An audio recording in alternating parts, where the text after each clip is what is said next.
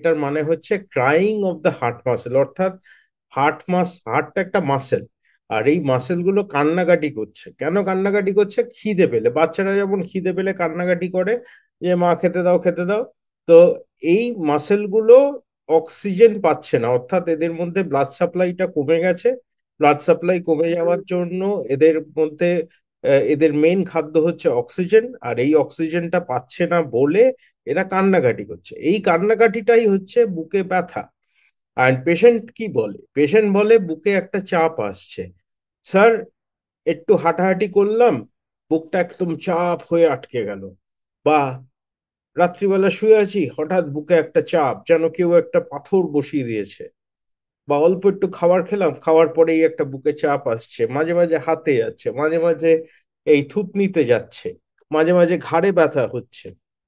অনেকে আবার অ্যাঞ্জাইনাকে বলে যে অ্যাঞ্জাইনা স্যার আমার তো কোনোদিন, আমাদের তো বুকে ব্যথা হয়নি, তবে খুব অ্যাসিডিটি হয়। তো এই জিনিসগুলো, সিমটমস গুলো অদ্ভুত ভাবে মানে রিয়েল লাইফে আপনাকে মানে ডেফিনিট ভাবে আমরা কেউ পিন পয়েন্ট সব সময় করতে পারে না। অর্ধেক সময় দেখি যে অ্যাসিডিটিটা অ্যাকচুয়ালি কিছু না, অ্যাসিডিটিটা হার্টের যন্ত্রটা। সো হার্ট, যেই ইনভেস্টিগেশন হলো, অ্যাঞ্জাইনা অ্যাঞ্জিওগ্রাম হলো, হার্টের চিকিৎসা হলো, ঠিক সেই সময় দেখবেন যে তার অ্যাসিডিটিটা কমে গেছে। সো অ্যাসিডিটিটাও অনেক সময় লোকে বলে অ্যাঞ্জাইনা। ঠিক আছে, কিন্তু মেইন আসল কথা হচ্ছে অ্যাঞ্জাইনাটা হচ্ছে হার্টের কান্না, যে আমার খিদে পেয়েছে, অর্থাৎ আমায় রক্ত দাও, আমায় অক্সিজেন দাও। আর আমি অক্সিজেন পাচ্ছি না কেন? কারণ আমার হার্টের যে সামনে যে ছোট ছোট ব্লাড ভেসেল আছে, সেই ব্লাড ভেসেল গুলো ব্লকড হয়ে গেছে। ব্লকড হয়ে গেছে, টানার কারণে ব্লকড হয়ে গেছে। তার জন্য ব্লাড সাপ্লাইটা কমে গেছে। আর তার জন্য আমরা রীতিমতো না খেয়ে, না অক্সিজেন পেয়ে বসে আছি, আমাদের অসুবিধা হচ্ছে। এটাই হচ্ছে অ্যানজাইনা। অ্যানজাইনাও নানান রকম হয়। অর্থাৎ যেটা আমরা যেটাকে বলি ক্লাসিক্যালি, আমরা দেখি এটাকে এক্সারশনাল অ্যানজাইনা বলে। এক্সারশনাল অ্যানজাইনা অর্থাৎ কি? অল্প সামান্য পরিশ্রম করছেন, চলাফেরা করছেন, কয়েকটা সিঁড়ি উঠছেন, তাতেই দেখবেন যে বুকে একটা ব্যথা হচ্ছে, একটা চাপ আসছে, আর চাপের একটা এমন একটা ভার ভার লাগছে যে আপনাকে তার জন্য একটু ভেতরে ভয়ও হচ্ছে। আর আপনাকে, আপনি নিজেই ভেতর থেকে বলবেন যে না, আমার একটু থামতে হবে, থামতে হবে। থামে একটু রেস্ট নেবেন, দেখবেন হার্টটা রিল্যাক্স করবে, ওই ব্যথাটা চলে যাবে। আর ওই ব্যথাটা যেই চলে যাবে, তখন আবার you can start the process, আবার এই হাঁটা চলা করতে পারবেন। আবার কিছুক্ষণ হাঁটা চলার পর আবার সেই জিনিসটা আবার ফেরত আসবে। এটাই হচ্ছে অ্যানজাইনা, এটাই হচ্ছে ক্লাসিক অ্যানজাইনা। এটাকে বলে আমরা এক্সারশনাল অ্যানজাইনা। কতটা ডিস্টেন্স যেতে পারছেন সেটা হচ্ছে অ্যানজাইনার ডিস্টেন্সটা আমরা বলি। ধরুন কেউ অনেকটা যাওয়ার পর হয়, অনেকে 1 কিলোমিটার 2 কিলোমিটার চলার পর হয়, অনেকের হচ্ছে 100 মিটার যাওয়ার পর বা 10 মিটার যাওয়ার পর হতে পারে, ডিপেন্ডিং আপনার সিভিয়ারিটি অফ হার্ট ডিজিজ কতটার উপর। এছাড়া নানান রকম অ্যানজাইনা আছে যেটা নিয়ে আমরা চিন্তিত হই, যেটা হচ্ছে একটা পোস্ট প্র্যান্ডাল অ্যানজাইনা, যেটা আমরা খুব ক্লাসিক্যালি দেখতে পাই, খুব অ্যাডভান্সড করোনারি ব্লকেজ, মানে অ্যাডভান্সড হার্ট ব্লকেজে। সেটা হচ্ছে যে সামান্য একটু পেট ভরে খাওয়া দাওয়া করলেন, যেই পেট ভরে খাওয়া দাওয়া করলেন, একটা চাপ পড়লো ডায়াফ্রামটার উপরে, তখনই বুকের উপরে একটা চাপ আসলো। এই খাওয়া দাওয়ার পরেই ব্যথাটা, মানে হচ্ছে পোস্ট প্র্যান্ডাল অ্যানজাইনা। এগেন একই ট্রিটমেন্ট, একই প্রবলেম, ইমিডিয়েটলি অ্যাটেনশন দরকার, ইমিডিয়েটলি আমাদের কাছে আসতে হবে। আমরা দেখব, আমরা এর চিকিৎসা শুরু করব। ওষুধপত্র, স্টেন্ট, অপারেশন, সে যাই হোক না কেন আমাদের করতে হবে। কিন্তু এটাকে গাফিলতি করলে হবে না। আরেকটা হচ্ছে, যেটা হচ্ছে রেস্ট অ্যানজাইনা, যেটা সবচেয়ে ডেঞ্জারাস আমরা বলি, যে কিছুই করছেন না, আপনি বাড়িতে বসে আছেন, চুপচাপ বসে আছেন, বসে বসে থাকতে থাকতে টিভি দেখতে দেখতে বুকে ব্যথা হচ্ছে। মানে কথা বলতে বাড়িতে, বা শুয়ে শুয়ে কথা বলতে বলতে বুকে ব্যথা হচ্ছে। এটা হচ্ছে অ্যানজাইনা অ্যাট রেস্ট, এটা বলে। আর এইগুলো হচ্ছে যত অল্প পরিশ্রমে আপনার অ্যানজাইনা হবে, তার মানে হচ্ছে আপনার ভেতরের এক্সটেন্ট অফ ডিজিজ ততটা বেড়ে গেছে। অর্থাৎ এটা ট্রিটমেন্ট ততটা তাড়াতাড়ি করতে হবে। আর শুধু তাড়াতাড়ি করতে হবে না, ইমিডিয়েটলি তার অ্যাটেনশন নিয়ে আমাদের ইমিডিয়েটলি তার সমাধান করতে হবে, যে যাতে এটা বাড়াবাড়ি না হয়। কেন? কারণ অ্যানজাইনাটা হচ্ছে একটা সিমটম, মনে রাখবেন, অ্যানজাইনাটা অসুখ না, অ্যানজাইনা একটা সিমটম। অ্যানজাইনা, আপনার বুকে ব্যথাটার নাম হচ্ছে অ্যানজাইনা। অ্যানজাইনাটা আপনাকে বলে দিচ্ছে আপনার শরীরের, হার্টের ভেতরে একটা প্রবলেম আছে, এটার চিকিৎসা করুন, এটা আপনাকে খালি বলে দিচ্ছে। এই সিমটমের ওপর, এই সিমটমটা কিন্তু একটা স্পেকট্রাম অফ ডিজিজের মধ্যে পড়ে। কারো কোনো বুকে ব্যথা হয় না, তখনও হার্টের অসুখ ধরা পড়ে। আর এটা যদি একদম এন্ড অফ দ্য স্পেকট্রাম যাই, সেই এন্ড অফ দ্য স্পেকট্রাম গিয়ে যেটাকে আমরা বলি ফ্র্যাঙ্ক হার্ট অ্যাটাক, যেটা আপনি অনেকে শুনবেন যে মানে সাংঘাতিক বুকে ব্যথা নিয়ে হসপিটালে ভর্তি হলো, অনেকে সার্ভাইভ করলো, অনেকে সার্ভাইভ করলো না, ইত্যাদি ইত্যাদি। কিন্তু সেটা হচ্ছে গিয়ে সেই সেই জিনিসটাকে হচ্ছে মানে আহ, এটা একটা স্পেকট্রাম, একই লাইনের মধ্যে এটা পড়ে। অ্যাঞ্জাইনা বাড়াবাড়ি হলে ওটাকে বলে হার্ট অ্যাটাক, ওটাকে আনস্টেবল অ্যাঞ্জাইনা বলে। আনস্টেবল অ্যাঞ্জাইনার পরের স্টপটা হচ্ছে গিয়ে মেজর হার্ট অ্যাটাক। ইউজুয়ালি এই একটা হার্টের একটা এমন অসুখ যেটা সবাই নিজেরাই মানে ভেতর থেকে ভয় পেয়ে যায়, যে নিজেরাই বুঝতে পারে তার শরীরে এটা সামান্য কিছু না, মানে এটা সাধারণ ওই গ্যাস অম্বলের ব্যথা না, এটা সাধারণ ওই বুকে চিনচিন ব্যথা না, যে একটা খিঁচ ধরলে যে একটা মাঝে মাঝে একটু ব্যথা লাগলো, ওটা না। এই না, এটা একটু খিঁচ লেগেছে বা শোয়ার দোষে যেটা হয়, সেরকম না। এই পেশেন্ট গুলো নিজেরাই আসে, এসে বলে যে আমাদের একটা অদ্ভুত একটা ফিলিং হয়, যে কিরকম নিজেদের ভেতরে ভয় লাগে, এই যে গেলাম বোধহয়, তাড়াতাড়ি এবার ডাক্তারের কাছে যাই। মেইন সিমটমটা হচ্ছে বুকে ব্যথা। বুকে ব্যথার সাথে আর কি কি থাকে, ভেতরে একটা ভীষণ আনইজিনেস লাগে, যে মানে অদ্ভুত একটা অশান্তি ভেতরে, যে আহ মানে কিরকম, মানে মানে ভীষণ ডিস্টার্বড একটা সেন্স হয়। থার্ডলি কি হয়, মাঝে মাঝে স্ওয়েটিং হয়। স্ওয়েটিং হয় মানে অস্থিরতা, স্ওয়েটিং, প্রেশার অনেক সময় তার খুব হাই হয়ে যায়। এর সাথে ভমিটিং একটা টেন্ডেন্সি হয়।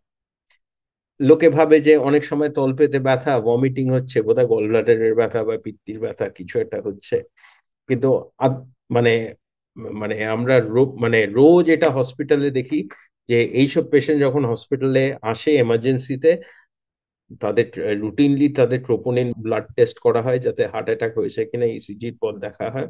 একটা বয়সের পেশেন্টের দেখা হয়, যেই দেখা হয় ইনভেরিবলি তাদের পজিটিভ হয়, তখনই আমরা বুঝতে পারি যে এটা অ্যাকচুয়ালি পেট ঠেটে পিত্তির ব্যথা না, এটা হার্ট থেকে ব্যথা হচ্ছে।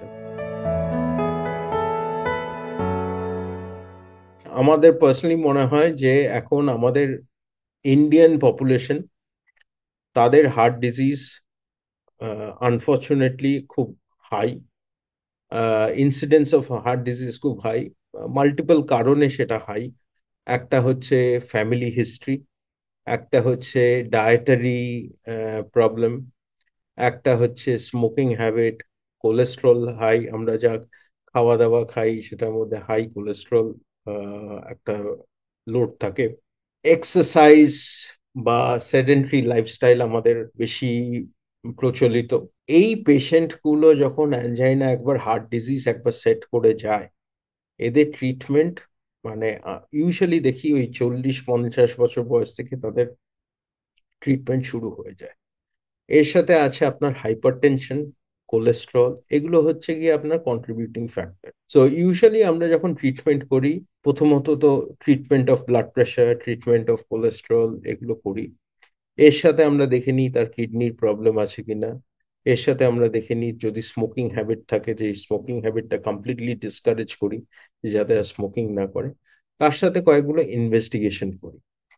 ইসিজি তে আমরা ধরতে পারি যে সাধারণ ইসিজি একটা আপনাকে একটা বেসিক একটা রাফ গাইড দিয়ে দেবে, যে কোনো একটা বেসিক গ্রস প্রবলেম আছে কিনা, অর্থাৎ অ্যাকিউট হার্ট অ্যাটাক হচ্ছে, মানে ইমিডিয়েট কোনো হার্ট অ্যাটাক হচ্ছে কিনা, বা একটা ক্রনিক কোনো চেঞ্জ আছে কিনা এইটুকুন বলবে, এর বেশি কিছু বিরাট কিছু বলবে না। তো যাই হোক, একটা ইসিজি আমরা রুটিনলি করি। ইকোকার্ডিওগ্রামে আমরা দেখি যে হার্ট একটা মাসেল। এই মাসেলের একটা একটা মাসেলটা মানে একটা ইউনিফর্ম ভাবে একটা এটা পাম্প করে। এই ইউনিফর্ম পাম্পিং এর মধ্যে দেখি কখনো কখনো একটা দেয়াল একটু কম পাম্প করছে, আরেকটা দেয়াল একটু বেশি পাম্প করছে বা একটু কম, মানে এই এই যে মানে ডিফারেন্সটা আমরা দেখতে পাই যে পাম্পিং এর তাতে আমরা বুঝতে পারি যে হার্টের ফাংশনটা কম্প্রোমাইজ হয়েছে কিনা। আর দ্বিতীয়ত যদি ওই জায়গাটা পাম্প কম করছে তার মানে ওইদিকে ব্লাড সাপ্লাইটা হয়তো কম। এটার কনফার্মেশন টেস্ট বা যেটাকে আমরা বলি গোল্ড স্ট্যান্ডার্ডটা হচ্ছে অ্যানজিওগ্রাম। অ্যানজিওগ্রাম আর অ্যানজিওপ্লাস্টির মধ্যে জেনে রাখবেন একটা ডিফারেন্স আছে। অ্যানজিওগ্রামটা হচ্ছে একটা ডায়াগনস্টিক প্রসিডিওর, মানে একটা ডায়াগনস্টিক টেস্ট।